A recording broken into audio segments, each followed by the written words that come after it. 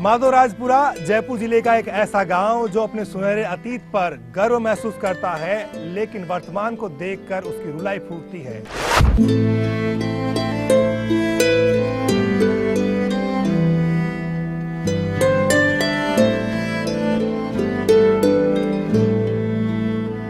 में घुटनों में सब में दर्द हो रहा है।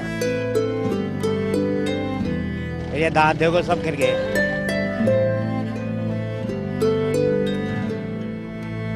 ये गांव कभी शहर हुआ करता था, लेकिन अब इसकी हालत कोई ज्यादा अच्छी नहीं है। बिजली, सड़क, शिक्षा, चिकित्सा के मामले में गांव बहुत पिछड़ा हुआ है और रोजगार का कोई साधन नहीं है। सबसे बड़ी मुश्किल गांव के लोगों के सामने फ्लोराइड के पानी की है, जिसे लेकर लंबे अरसे से लोग इंतजार कर रहे हैं कि उन्हें गांव में बिसलपुर का पानी नसीब हो जाए, लेकिन पानी अभी तक गांव में नहीं आ पाया है।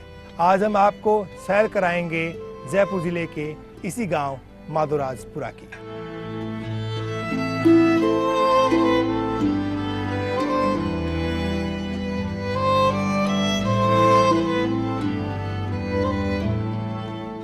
माधोराजपुरा के सरपंच भागचंद जैन हमारे साथ मौजूद हैं। भागचंद जी, आपके गांव में फ्लोराइड की समस्या तो बहुत बड़ी है। किस तरह से आपने कोशिश करी है कि लोगों को ज़्यादा इसका नुकसान ना उठाना पड़े? परेशान बहुत हो रहे हैं लोग, क्या करेंगे? किस तरह कोशिश है आपकी?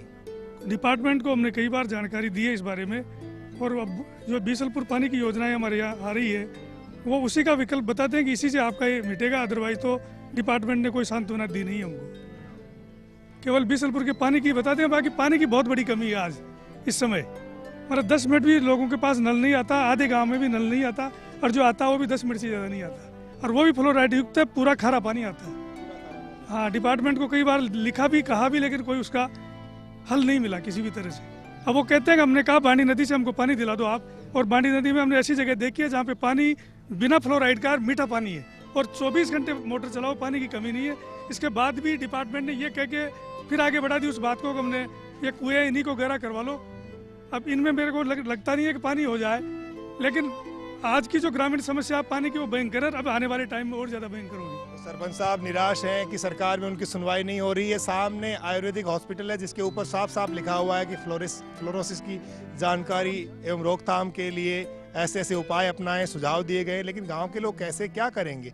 पानी पूरा फ्लोराइड युक्त आ रहा है, तो गांव के लोग कैसे जो है इससे निजात पा पाएंगे? हर आदमी के पास में आरओ खरीदने के लिए पैसे नहीं है। अजी 40 ने जाओगे हालत हो रही, पानी पकड़ तो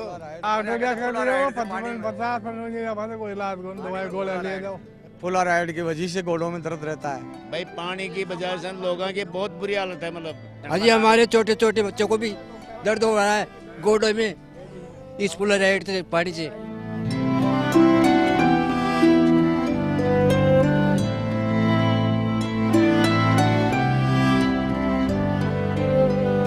बहुत बुरी हालत है रही कि मैं गोडा चालू नहीं जाओ, शरीर सार जाम रही है। गांव में फ्लोराइड का पानी है।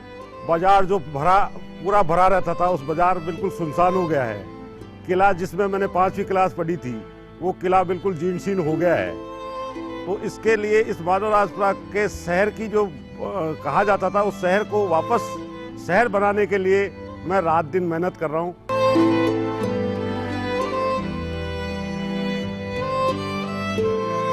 तो जो बच्चे हैं, नौजवान हैं, बुजुर्ग हैं, वो सब के सब अब फ्लोराइड से बहुत परेशान होने लगे हैं और सरकार से गुहार कर रहे हैं कि यहाँ पर बिसलपुर का पानी लाने में ज़्यादा देरी नहीं होनी चाहिए, नहीं तो ये जो पीढ़ी आ रही, नई पीढ़ी, इसके लिए बहुत मुश्किलें हो जाएंगी। क्योंकि जो बुजुर्ग लोग हैं ये तो अपनी जवानी के दिनों में बहुत कुछ अच्छा खाते पीते थे, लेकिन अब की जो नौजवान पीढ़ी है उसके हिस्से में मिलावटी सामान आता है खाने के लिए, अच्छी क्वालिटी नहीं मिलती है उन लोगों को, तो उनके लिए बहुत मुश्किल हो जाएगी, वो बीमारी से लड़ नहीं पाएंगे।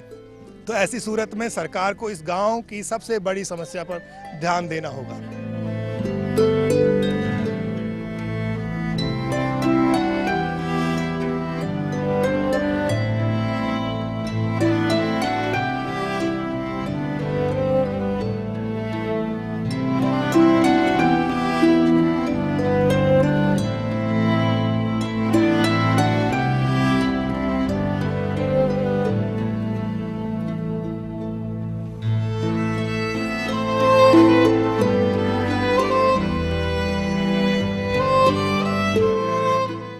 माधोराजपुरा के पानी में फ्लोराइड की मात्रा बहुत ज्यादा है, लिहाजा जवानी में ही लोग बुढ़ापे का एहसास करने लग जाते हैं। इस गांव की आधी आबादी फ्लोराइड के चलते जवानी में ही बुढ़ापे की तरफ अग्रसर हो रही है।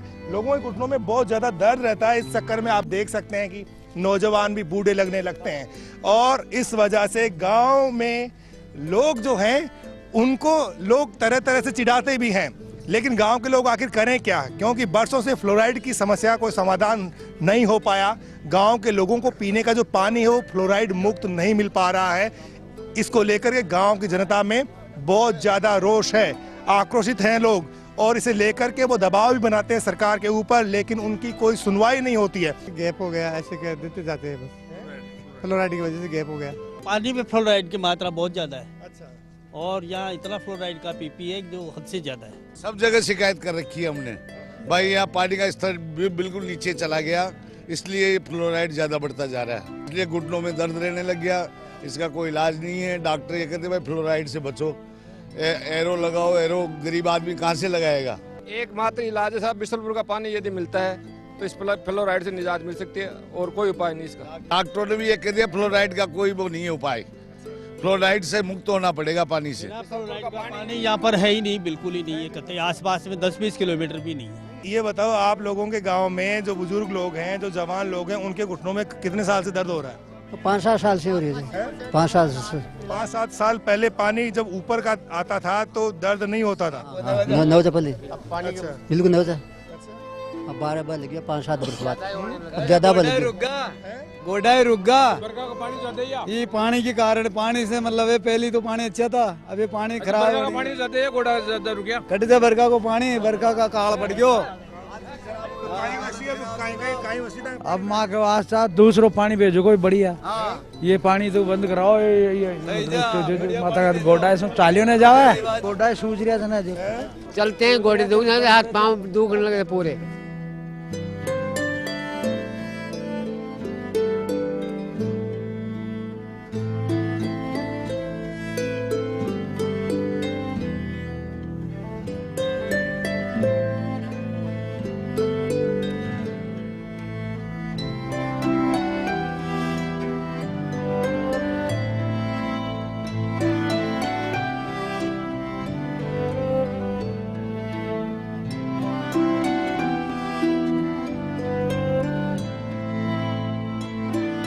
के लोगों के सामने फ्लोराइड बहुत बड़ी चुनौती बनी हुई है।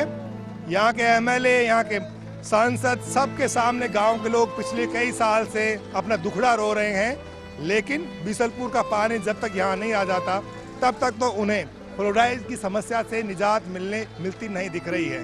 फिलहाल गांव के लोग उम्मीद कर रहे हैं कि जल्द ये पानी आ जाए तो उन्हें फ्लोराइड से निजात मिल जाए और उनके घुटने तंदुरुस्त हो जाएं।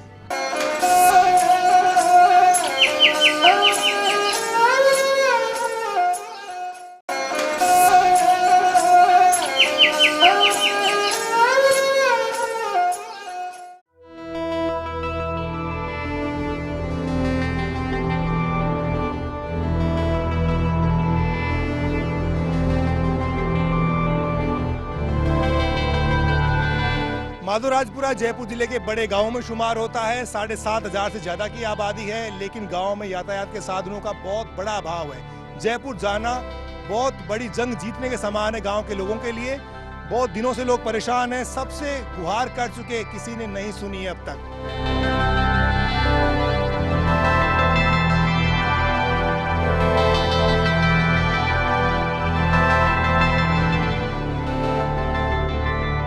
आप लोगों के लिए अगर जयपुर जाना हो तो क्या साधन है यहाँ से, ये बताइए। कोई साधन नहीं है, परफेक्ट कोई साधन नहीं है। टैक्सियों में बैठ के जाना पड़ता है, लटक के जाना पड़ता है, इंतजार करना पड़ता है घंटे 2-2 घंटे।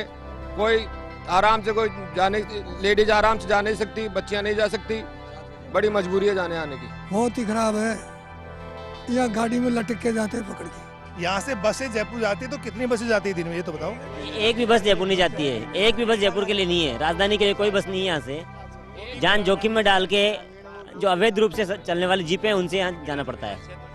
इतने साल हो गए तो एमएलए से, एमपी से आपने सवाल नहीं पूछा, उनसे कहा नहीं कि भाई कम से कम 1-2 बस तो लगा दो ढंग की। 5 साल लगा हुआ सर, वापिस छूट जाओ सर, मैंने 20 दिन चाले सर, बंद कर दीजिए, वापिस बंद कर दीजिए। वापिस आएंगे, रोड खराब है, सवारी नहीं है, और ये रोजाना होती हैं। सवारियां तो इतनी ज्यादा हैं, लोग तो इंतजार कर रहे हैं कि गांव में बस आए, फिर क्यों ये बंद हो जाती हैं बसें?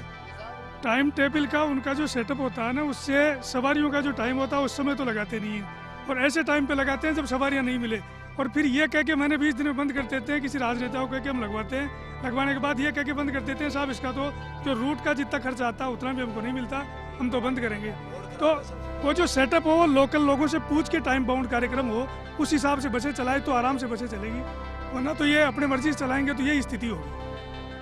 भौगोलिक स्थिति के लिहाज से माधोराजपुरा बहुत ही महत्वपूर्ण कस्बा है, गांव है, लेकिन किसी ने ध्यान नहीं दिया है। एक तरफ टोंक जिले की सीमा लगती है, दूसरी तरफ चाकसू आता है, इधर दूदू की सीमा पड़ती है, लेकिन बीच में खामोश होकर के माधोराजपुरा अपनी बदहाली देख रहा है।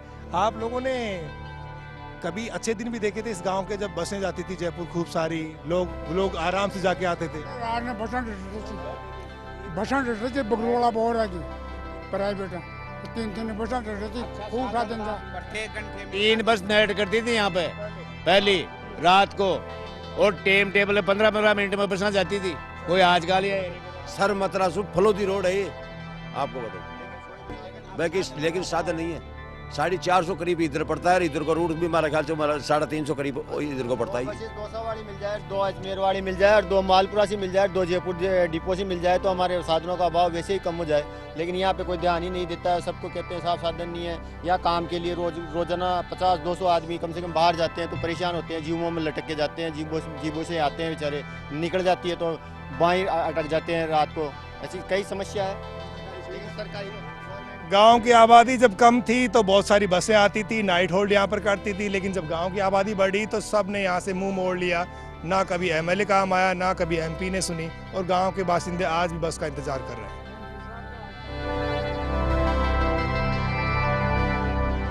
जनप्रतिनिधियों को लेकर गांव की जनता में आक्रोश पाया जाता है। क्या एमपी साहब आए गांव में? नहीं आए साहब, यहाँ चुनाव के बाद में नहीं देखा हमने।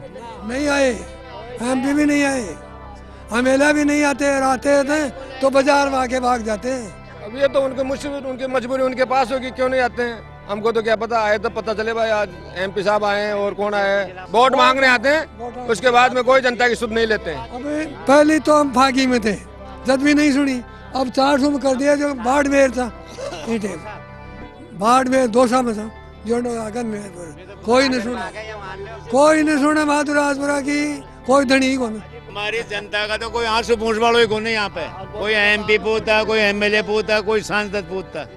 हाँ, यह पोजीशन है इस गांव की। तो हम कहते हैं ये एक बहुत पुराना शहर है, जब दूधू में कहीं कौन सो, चाकसू में कहीं कौन सो, कड़े भी कहीं सो, जयपुर के लाव मंडी अंडे लगी थी, बहुत बड़ा शहर था। माधोराजपुरा की ये गति हो गई कि मतलब इनमें 200 में मिलने के बाद के महीने हम तो बॉर्डर पर हो गया, जो गवर्नमेंट सुविधा हमको कुछ मिलती ही नहीं है। बाहर रोड फा गिर निकलेगी, बात चाकसू निकलेगी, अब अंडे कोई सुना होगा, रेती पेती मन बारी ये यहाँ चुनाव में मिलती है, जो तो पाकिस्तान की बॉर्डर है, कोई आर जाए। लोग बताते हैं कि माधो सिंह ने बसाया था इस गांव को, इसकी बसावट भी जयपुर के जैसी है, बहुत ही सुनहरा अतीत हुआ करता था, मंडी यहाँ पर लगती थी, बहुत बड़ा कारोबार का केंद्र हुआ करता था ये गांव, लेकिन आज तो कोई भी इसकी सुध लेने को तैयार नहीं है। जैसे जैसे आबादी बढ़ रही है, विकास के लिए बड़े बड़े दावे किए जा रहे हैं, लेकिन माधोराजपुरा में विकास दूर दूर तक कहीं नजर नहीं आ रहा है।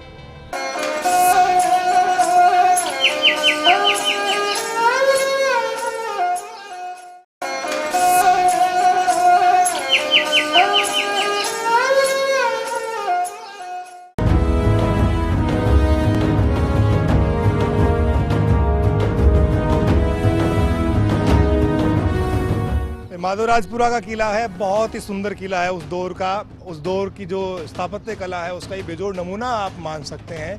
आप आमतौर पर किसी भी किले में जाते हैं तो बहुत सुरक्षा व्यवस्थाएं होती है, उसकी अलग ही एक निजामत हुआ करती है, लेकिन अगर आप माधोराजपुरा में आ रहे हैं तो एक आम आदमी की तरह से आप आ सकते हैं, पूरे किले को घूम सकते हैं और किसी भी तरह की रोक टोक नहीं है यहाँ पर। माधोराजपुरा में एक कहावत चलती है, माधोराजपुरा ऐसा शहर, ऊपर किला नीचे नहर, यानी कि इस किले को जब बनाया गया तो इसकी सुरक्षा के लिए एक नहर भी चारों तरफ बनाई गई, जो इसके लिए हमेशा अभेद्य साबित हुई।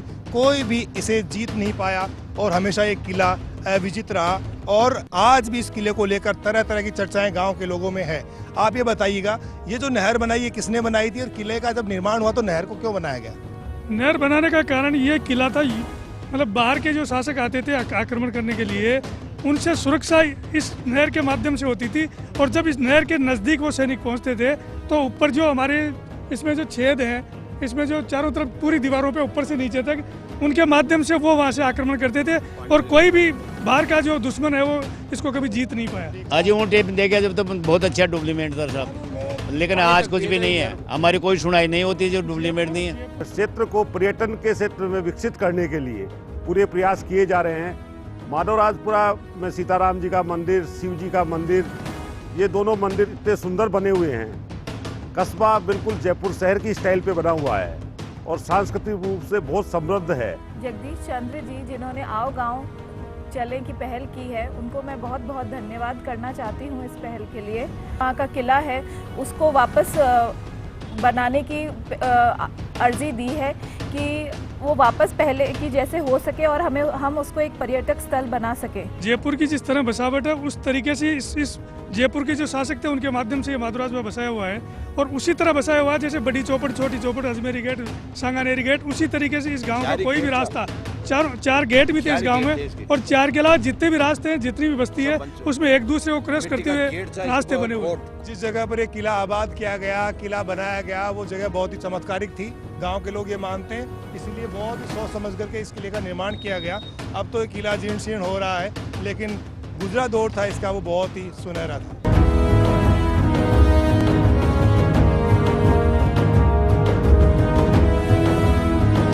मामा बहन जाके जो लड़ाई हुई ने, उनके अंदर टेंट के अंदर उसको बुला लिया, फिर उनको डाल से ऊपर से काटा नहीं यूं, तो उनकी वह गर्दन आ गई, जो गर्दन को मतलब गर्दन काट दी उनकी। फिर घोड़ी पर घोड़ी सवार होके रीणा की यहाँ आ गई, जो वहाँ तो है धड़, और यह है शीश समेत पूरा कंप्लीट मोमिया जी का मंदिर बना हुआ है। भाई हमारे से बढ़कर अगर कोई है तो इस गड्ढे के अंदर मतलब राजपूत चाहे रहे, और हमारे से अगर घटकर है ना तो वो इस कल्ले के अंदर मतलब प्रवेश नहीं हुए। तो इस कल्ले के अंदर आज भी स्कूल चलती थी गांव के वाले की 5 तक, और उनके बाद के अंदर मतलब कोई मतलब राजपूत इन पर कोई कब्जा नहीं किया। लोगों में किंवदंतियां हैं कि इस तरह से ऐसा सा हुआ था, उसके बाद में यहाँ कोई नहीं आया, और ये बात सच भी है कि आज भी यहाँ पर कोई वारिस नहीं है।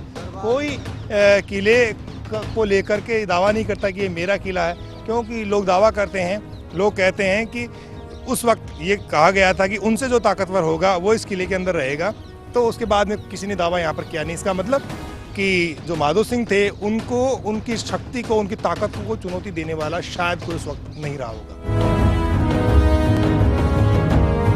आओ गांव चले में माधवराजपुरा गांव से आज बस इतना ही। अगले रविवार आपसे फिर होगी मुलाकात, तब तक के लिए बाबूलाल धायल को दीजिए अनुमति। नमस्कार।